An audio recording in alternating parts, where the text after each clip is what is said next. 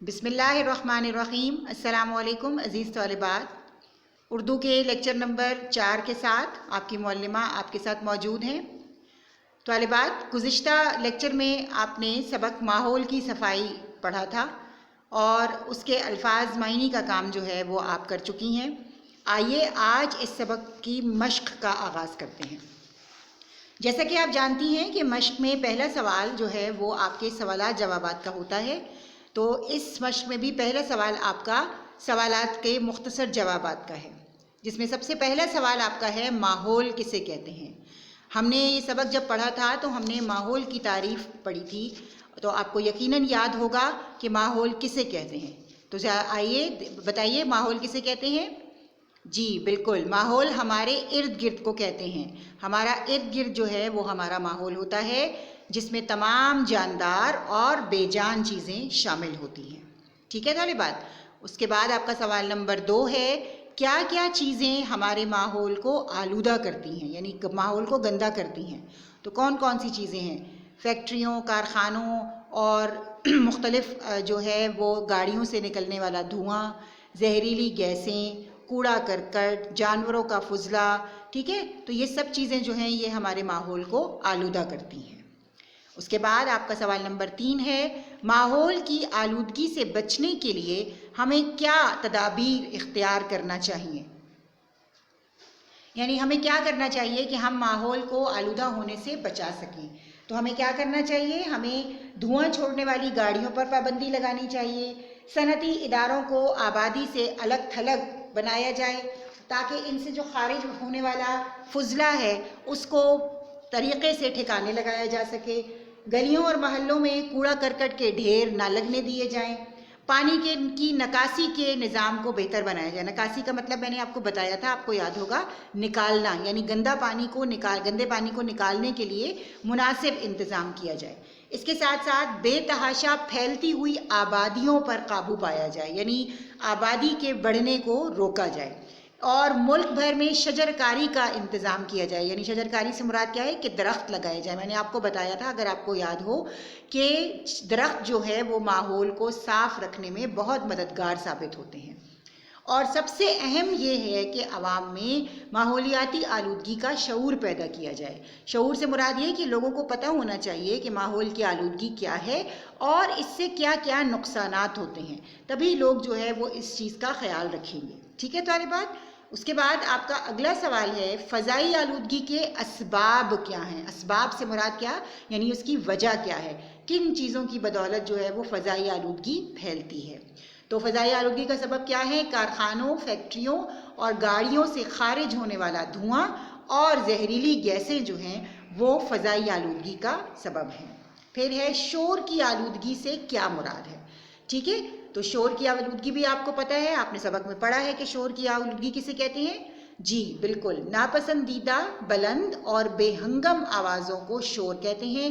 شور کی آلودگی سے مراد تکلیف دہ آوازوں کا فضا میں شامل ہونا ہے، یعنی ایسی آوازیں جس سے انسان کی قوت سماعت جو ہے وہ متاثر ہوتی ہے۔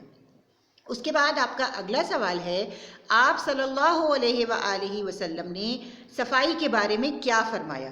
یہ تو بہت اچھے سے آپ کو پتا ہوگا کہ نبی کریم صلی اللہ علیہ وآلہ وسلم نے صفائی کے بارے میں کیا فرمایا۔ نبی کریم نے فرمایا ہے کہ صفائی نصف ایمان ہے۔ ٹھیک ہے، پھر آخری سوال ہے آپ کا، ماحول کی صفائی سے ہمیں کیا کیا فوائد حاصل ہوتے ہیں؟ ماحول کی آلودگی سے ہمیں کیا کیا فوائد حاصل ہوتے ہیں؟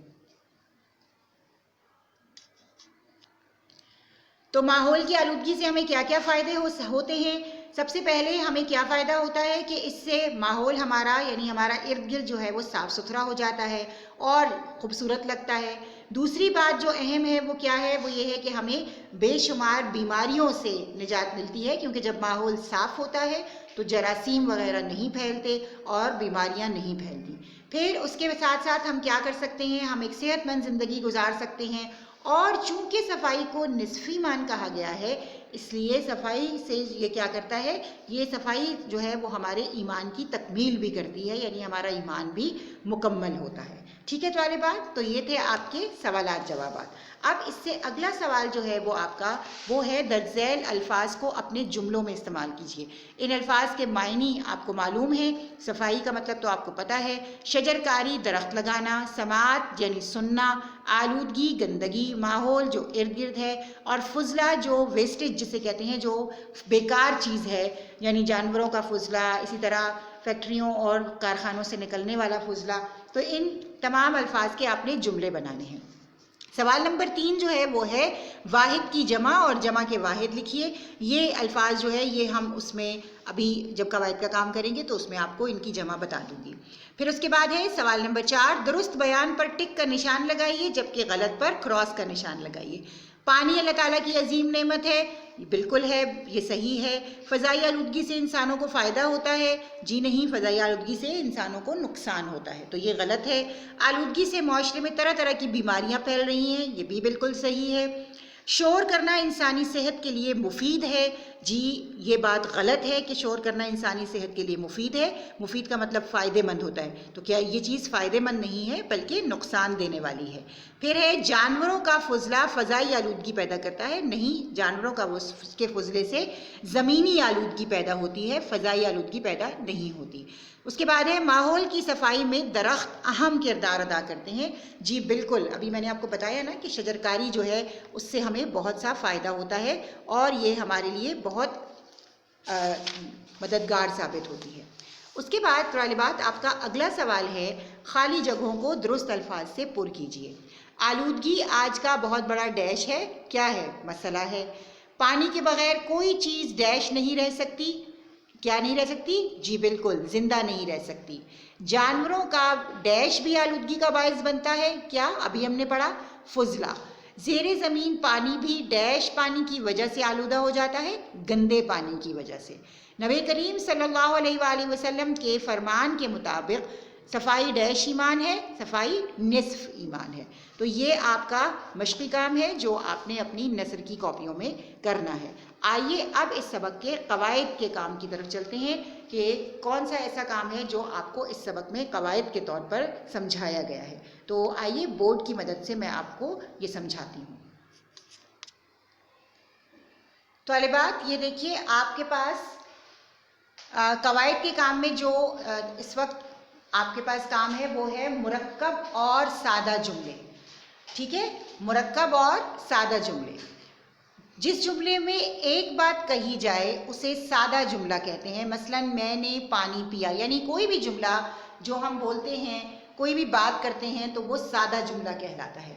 جبکہ جب دو یا دو سے زائد جملوں میں ایک بات کہی جائے تو اسے مرکب جملہ کہتے ہیں۔ مرکب سے مراد یہ ہے کہ دو کو جوڑا جائے، تو جب دو جملوں میں کوئی بات کہی جائے تو وہ کیا کہلاتی ہے؟ وہ مرکب جملہ کہلاتا ہے۔ مثلا وہ اسکول نہیں آیا کیونکہ وہ بیمار ہے۔ اب دیکھیں ان دو جملوں کو کیونکہ کے ساتھ جو ہے وہ جوڑا گیا ہے، یعنی دو جملے تھے، وہ اسکول نہیں آیا اور وہ بیمار ہے، تو ان دونوں جملوں کو کس کے ساتھ جوڑ کر ایک کیا گیا ہے؟ کیونکہ کے ساتھ۔ تو اس طرح کے تمام جملے جو ہیں وہ کیا کہلاتے ہیں؟ وہ مرکب جملے کہلاتے ہیں۔ اب آپ کی کتاب میں ایک سوال ہے اور وہ یہ ہے کہ آپ کو دیے گئے مرکب جملوں کو سادہ جملوں میں تبدیل کرنا ہے، جبکہ سادہ جملوں کو مرکب جملوں میں تبدیل کرنا ہے، ٹھیک ہے طالبات؟ اب دیکھیے اب ہم اپنے اگلے کام کی طرف چلتے ہیں جو ہے واحد جمع، الفاظ ضد اور الفاظ مترادف۔ یہ طالبات دیکھیے آپ کے سبق میں موجود جو مختلف الفاظ واحد جمع، الفاظ ضد اور الفاظ مترادف کا کام ہے، آئیے ان کو دیکھ لیتے ہیں۔ پہلا لفظ ہے دور، جس کی جمع ہے ادوار، وجہ وجوہات، مخلوق مخلوقات، شے اشیاء، خارج اخراج، عنصر عناصر، دوا ادویات، مقام مقامات، گیس گیسیں، مادہ مادے، مرتبہ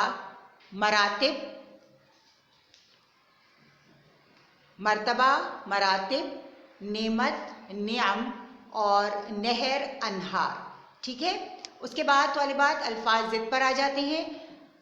جدید قدیم، جاندار بے جان، وجہ بے وجہ، مختلف یکساں، پسندیدہ ناپسندیدہ، شمار بے شمار، نقصان نفع، خوبصورتی بدصورتی، بیدار خوابیدہ، زندہ مردہ، عوام خواص،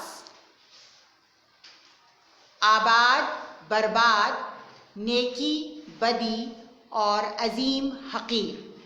پھر آپ کا جو اگلا ہے کالم وہ ہے الفاظ مترادف کا۔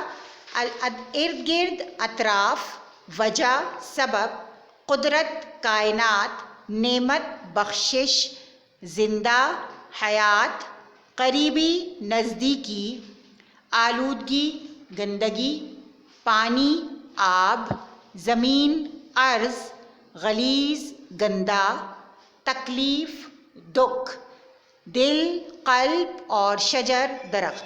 طالبات، یہ چند الفاظ واحد جمع، الفاظ زند اور الفاظ مترادفات ہیں جو میں نے بورڈ پر آپ کو بتا دیے ہیں۔ اب آپ جو ہے آپ نے کیا کرنا ہے، آپ نے PDF میں سے جو ہے وہ مکمل جو ہے وہ الفاظ واحد جمع، الفاظ زند اور الفاظ مترادف دیکھ کر اپنی کاپیوں میں اتار لینے ہیں۔ اس کے ساتھ ہی ہمارے آج کے لیکچر کا وقت جو ہے وہ ختم ہوتا ہے۔ اگلے لیکچر میں انشاءاللہ نئے کام کے ساتھ آپ کی معلمہ پھر موجود ہوں گی۔ تب تک کے لیے اپنی معلمہ کو اجازت دیجیے۔ فی امان اللہ۔